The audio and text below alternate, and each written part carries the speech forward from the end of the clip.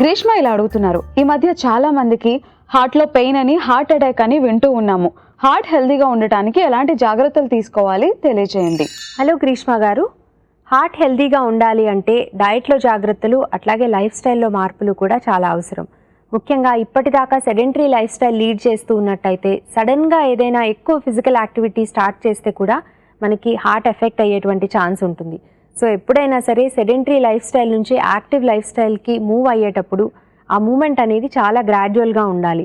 ముందు తక్కువ amount of ఎక్సర్సైజ్తో start చేసుకుని ఎక్సర్సైజ్ గ్రాడ్యువల్గా పెంచుకోవాలి.